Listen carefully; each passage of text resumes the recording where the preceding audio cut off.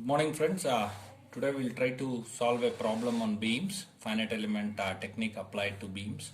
You can have a look into the numerical given. For the beam element shown in figure below, determine the nodal unknowns, that is nodal displacements. Remember students, in structural problems the nodal unknowns are displacements, and here is a beam. Beam is a very important structure widely used in engineering applications, and you are going to solve this problem by applying finite element technique using hand calculation, not using a tool called ANSYS or Abacus or Nastrom, which you are going to do it in projects and in your lab session. Here you are going to apply the basic techniques of FEM, like using stiffness matrix, then assembling of stiffness matrix, then applying loads and boundary conditions, and solving for unknowns. Look at the value of the beam material. He has given steel beam material of 2 into 10 raised to 6 kilonewton per meter square. Have a look into it. Kilonewton per meter square, or simply E is equal to 200 GPa, gigapascal. It's same as this. Okay, 2 into 10 raised to 11 Newton per meter square, or 200 GPa. And your moment of inertia clearly mentioned in millimeter power 4. So it's very obvious that the distances or the span of the beam is 10 meters. Have a look into your total span of the beam is 10 meters. So I have split this total span into 5 meters and 5 meters because there is a mid point load acting on the beam. There is a point load acting at the mid portion of the beam, and you have a support which is completely constrained at the left side, and you have a roller support at the right side. Okay, so the units are meters, so here you have to convert into meters, and finally you get the solution in meters only. It will be ideal way of solving it. Now you can see the load, the magnitude of the load, which is a point load, guys, remember. And the moment of inertia, here he has mentioned the value itself. Okay, but in case if they don't give you the moment of inertia, they might give you simple cross sections like of the beam, like rectangular sections or circular sections. Of course, that you can find using the well-known moment of inertia expressions, okay, for rectangular section and circular section. Now have a look into it. At the right hand side you have a roller support, so obviously the reactions will be from bottom to top. Of course the beam can slightly slide because of the roller support in this direction. Okay, this area is entirely constrained, so there is no movement. Now the step number 1, guys, it is discretize the above structure. So what I'll do is I'll be writing a line element. It's a beam element. You have a look into it. You have node number 1, node number 2, node number 3. They are called point of interest. At node number 1 you have fixed support. Node number 2 you have a mid load. Okay. At node number 3 you have a roller support. It's a prop beam. Okay. Now you describe the nodal unknowns. Okay. How do you describe the nodal unknowns? In bars, if you just recollect, the nodal unknowns are single degree of freedom, that is displacements u1, u2, u3. In trusses you will have at each node 2 degrees of freedom, u1, u2, u3, u4, u5, u6, like that, depending on the number of elements. In beams, the nodal displacements are described as translations and rotations. Translation at node number 1 is defined as W1, rotation is theta 1. Similarly, at node number 2, translation is W2, rotations is theta 2. Have a look into the direction. I am mentioning W3, this is theta 3. That means counterclockwise rotation, that is considered positive, and the translations in y direction is considered as positive. So you are going to describe the displacement at each node in this format, in this form. Okay, now once you describe the displacements at each node, right, you are supposed to find the typical element stiffness matrix of a beam, which is derived using the Hermite shape functions. Okay, and you are going to use it by derive it using by strain energy approach, and you get this expression, well-known expression. It is a 4 cross 4 matrix, students. Okay, because you have how many degrees of freedom at each node? Have a look into it. for single beam element, for a single beam element, you have W1 theta 1, W2 theta 2. So at each node you have 2 degrees of freedom. K size of any structure is number of nodes. Please don't forget this equation into number of degrees of freedom per node. So how many nodes? 2. Number of degrees of freedom per node? 4. Have a look into it. If you just recollect, in bars it was 2 cross 2 matrix. In truss it is 4 cross 4. Again here beam it is 4 cross 4. These are the elements of the stiffness matrix. You have a EI by L cube. It's a very important factor. This stiffness value. E is Young's modulus, I is moment of inertia, L is the length of the particular beam. You have for a typical one element, this is the element stiffness matrix. Now these are the nodal unknowns, what you get. Okay, I'll be writing it for this problem, so you'll be knowing the procedure. So first you find what is EI by L cube by substituting the values of E, I and L. E is given as 2 into 10 raised to 8 kilonewton per meter square.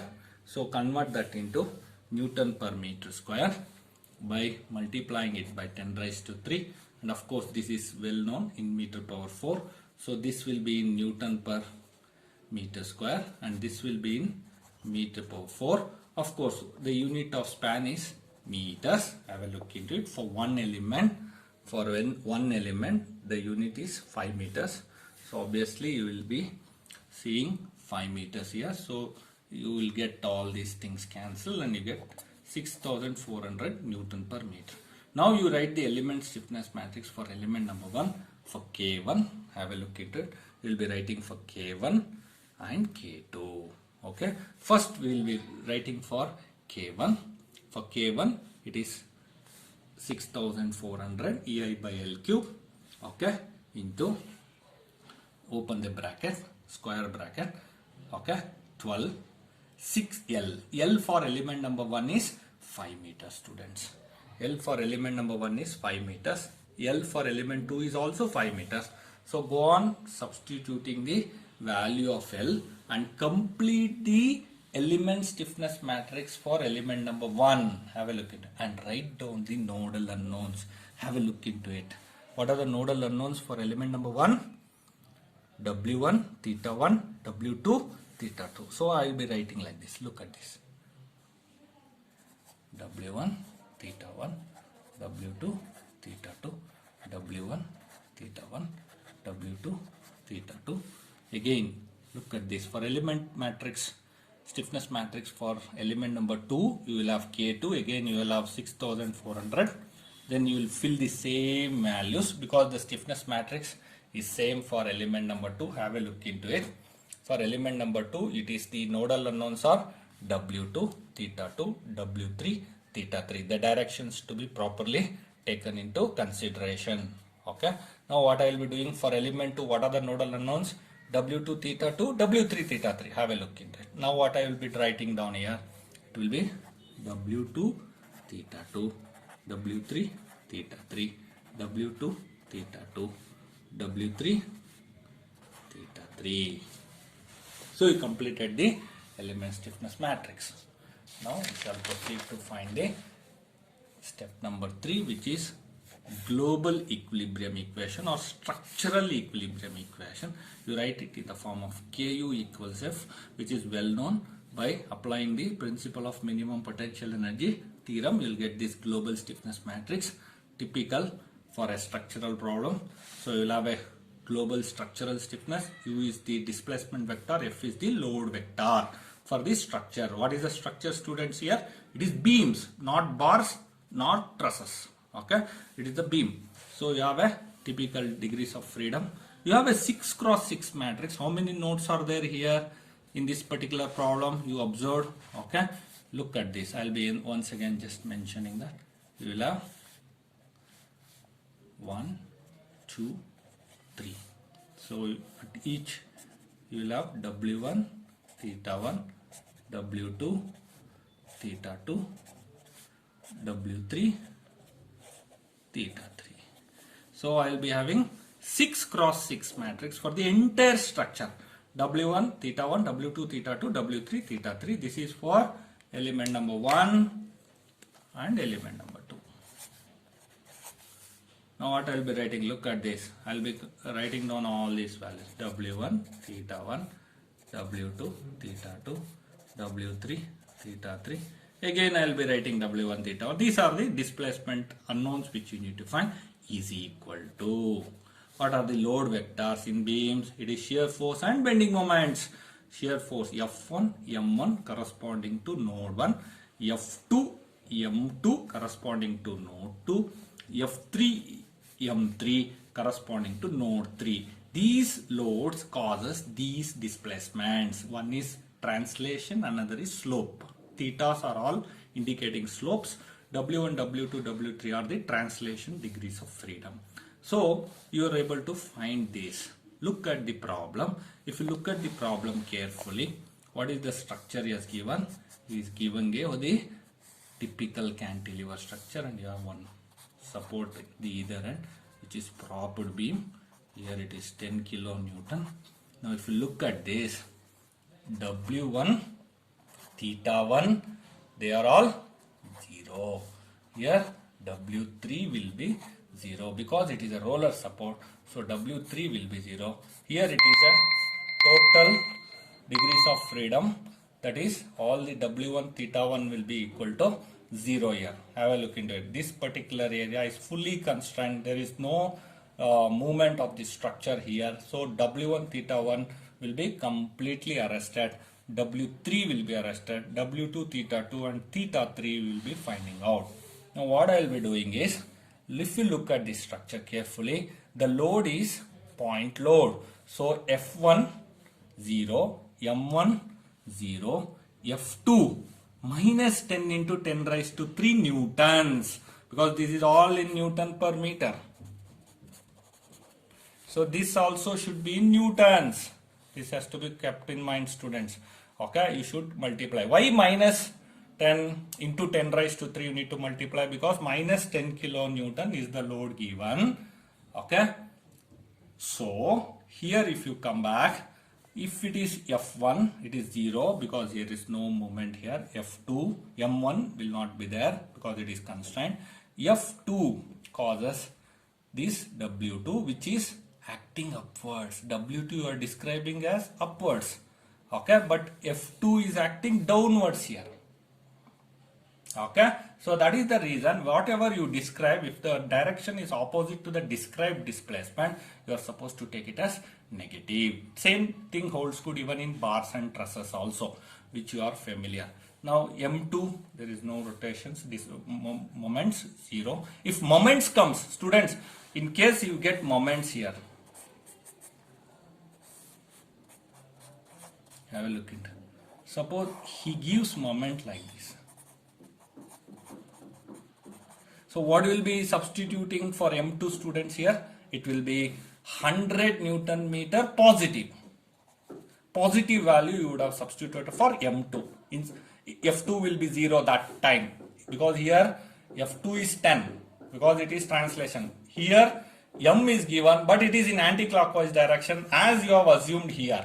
So it will be, suppose you have a scenario where you will have a propped beam and this he has given say 100 kilonewton meter. So then you are supposed to substitute for M2 as minus 100 kilonewton meter because the direction you have assumed for theta 2 is this, but the direction here it is acting in the clockwise direction. Here for theta 2 it is counterclockwise direction. So you are supposed to substitute in case moments are given at M2. Okay, here it is 0 because you don't have moments. It is point load. So that will be again minus because it is acting opposite to the prescribed displacement. So once you substitute, you need to carefully fill the stiffness matrix by taking the connectivity of individual element stiffness matrix like W1 of 1, W1, theta 1 of W1, W2 of W1, theta 2 of W1, W3 3 of W1 and theta 2 of W1 from individual element stiffness matrix. You need to pick the elements from this individual element stiffness matrix. What is W1 of W1? So go on filling this value 12, 30, all these values carefully and add the stiffnesses when you have common nodes. Okay, suppose you can have a look into it. Theta 2 of theta 2 is how much? 100. Theta 2 of theta 2 is 100. Just for an example, have a look into it. Look at this. Theta 2 of theta 2, how much you got? 200.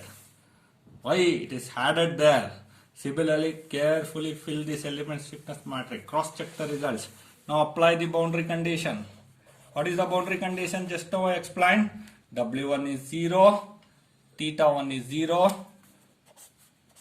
W3 is 0 because fixed end. When there is fixed end, W1 is 0. Theta 1 is also 0.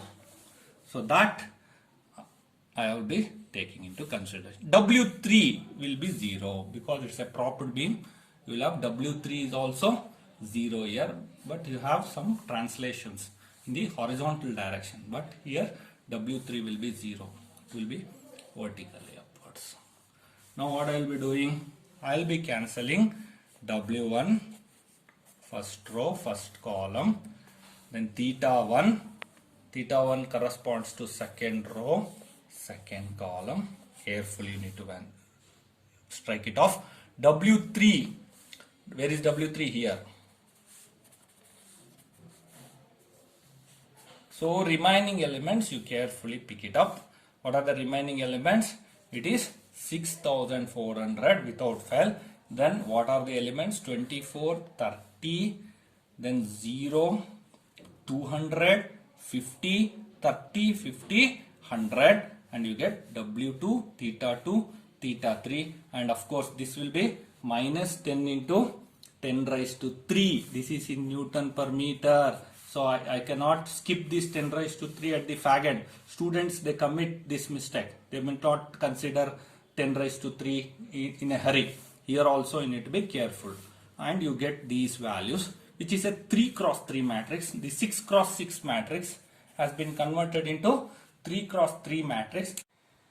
Okay, from the 6 cross 6 matrix, you got this 3 cross 3 matrix after applying boundary condition and striking out the rows and columns corresponding to degrees of freedom as per the boundary conditions.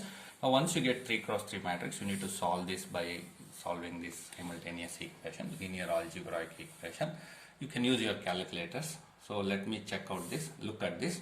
I will be writing this equation: 6400 into 24 into W2 plus 0 into theta 2 plus 30 into 6400 into theta 3 is the equation number 1, which is equal to minus 10 into 10 raised to 3. So RHS is load vector. Similarly, second equation, it will be 0 into W2 plus 200 into 6400 into theta 2, 50 into 6400 into theta 3. It is equal to 0. Similarly, 6430 into W2, 50 into theta 3, 6400 into 100 into theta 3 is equal to RHS 0.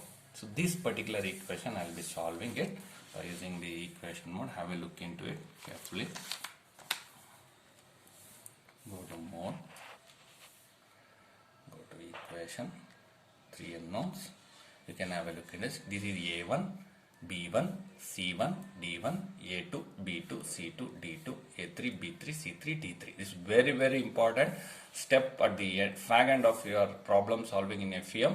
Okay, of course you can do this by Gaussian elimination. Okay, at the back end of your tool ANSYS, they use numerical method of solving these equations. Gaussian elimination, Gauss quadrature, but here you can easily solve and get the answer, but make sure that you have the coefficients right. Okay, now let me check out, have a look at it. A1, it is 6400 into 24, B1 0, C1 6400 into 30, D1 minus 10 exponential 3. Similarly, A2 0, B2 6400 into 200, C2 6400 into 50. D2, very important, 0. Then you'll be getting A3, 1400 into 30, that is the stiffness to 30, equals B2, 6400 into 50, equals C2, 6400 into 100. Carefully you need to do this. 6400 units has to be properly substituted. Newton per meter. RHS is again 0, equals D3 will be 0, equals, now have a look into it. You get the displacements. How much?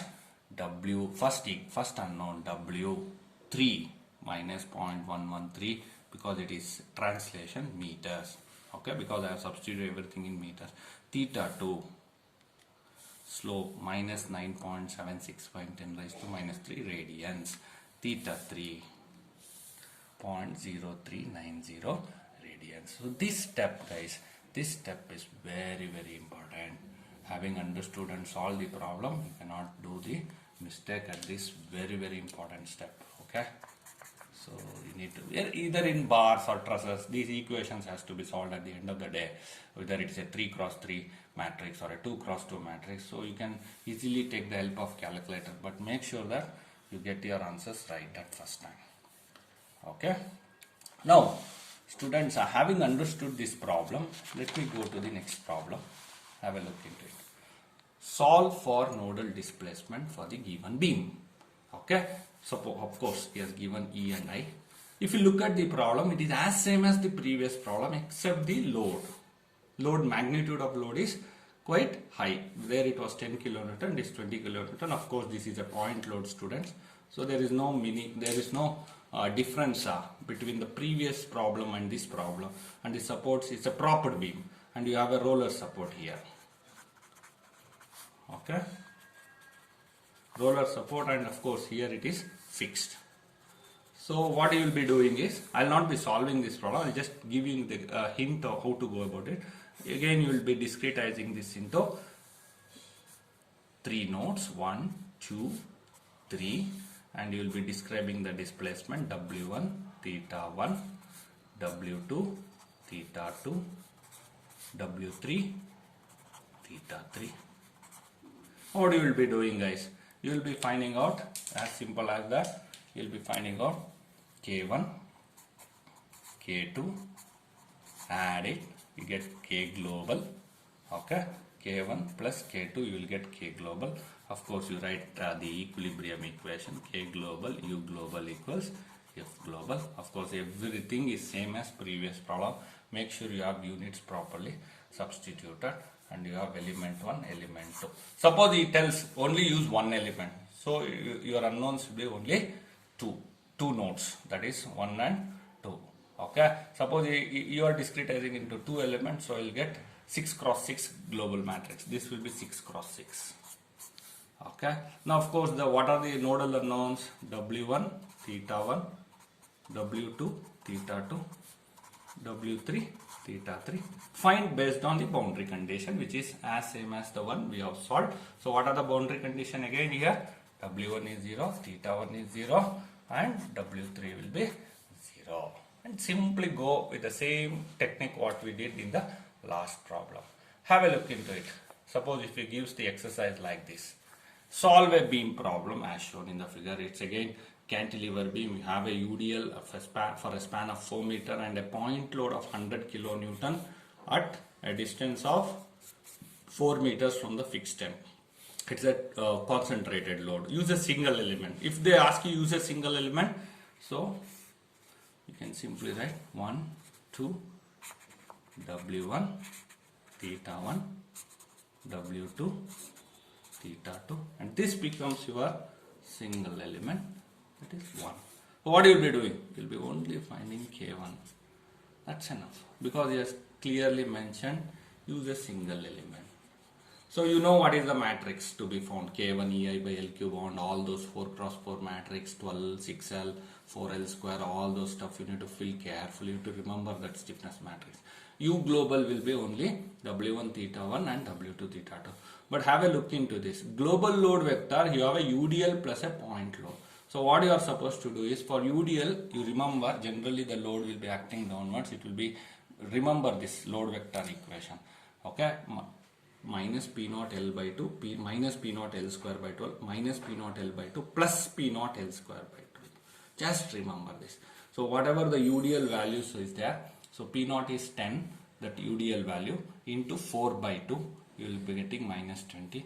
Minus 10 into 4 square by 12, you will get minus 13.3, minus 10 into 4 by 2, minus 20, plus 10 into 4 square, 16 by 12, plus 13.3. So all these are minus and this is plus. Apart from that, once you get stiffness matrix, you know the displacements W1 theta 1, W2 theta 2. Only load vector, have a look into it. Apart from this, at this entire load is being split into equally split into the contribution to the individual nodes. This particular value, this will be W1 theta 1, W2 theta 2. You need not discretize into many elements, 2 or 3 elements, because he has given single element, so one element is enough. Now you can find this. Now look at this step, W1 theta 1, W2, here is W2, W2 is acting upwards, which you described, but there is a force acting at the node number 2 vertically downwards. So obviously you need to algebraically add it. So you are going to get the new load vector. Students, remember, this will similar to your F1, M1, F2, M2, shear force, bending moment. So this will become minus 20, minus 13.3, minus 120 and plus 13.3, and this should be substituted here, and rest of the problem is as same as you solved in the previous exercise. Okay, now coming back to the next variety. Okay, suppose he gives like this.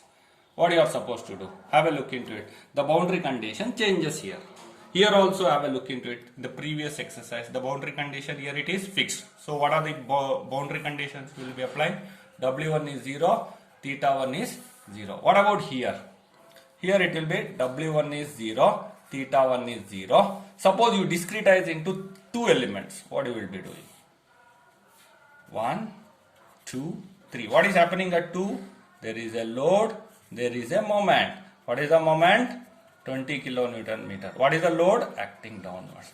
So what will be describing here? This is element 1, this is element 2. So what will be doing? Will be describing W1 theta 1, W2 theta 2, W3 theta 3. Okay. So once you do that, of course you know the K global, U global is equal to F global. Of course, since you are using it as 2 element, find K1, K2 separately. Okay, find K1 and K2 and then get K global. Add it and get the K global matrix. Of course, U global you will have 6 unknowns, but at this point 2, you need to make sure that since there is no UDL, so at point 2 you will be replacing it by F2 by 10 kilonewton, M2 by plus 20 kilonewton, because it is in the same direction, so it will be plus 20 kilonewton, and F2 will be minus 10 kilonewton here. Have a look at it. I will just show this. F1 will be 0, M1 will be 0, F2 will be minus 10 kilonewton. This will be your F global, and this M2 will be 20 kilonewton meter. Then F3 will be 0, M3 will be 0. Rest of the things will be same, because of course you will have, what is the next boundary condition? Have a look into it. This is for this node. What about this node? For this node, boundary condition will be W3 will be 0, theta 3 will be 0. Once you substitute this in the global equation, K global, U global equals F global, you can solve this applying these boundary conditions, and you will get the U global as same as the previous step. Only thing is you need to solve it, but this step is very important. Changing the load vector according to the problem given in the exercise. Okay, right guys, I hope these 3 problems have been linked to the previous exercise and try to understand the way there is a small change in the way you are going to apply the load vector and boundary condition as per the given problem. If you are familiarized or if you are confident of doing the previous problem, I don't think that you will get any issues with these problems or the exercises which I have explained now. Only thing is you need to sit and take out your calculator and try it out once. Okay guys, thank you very much guys.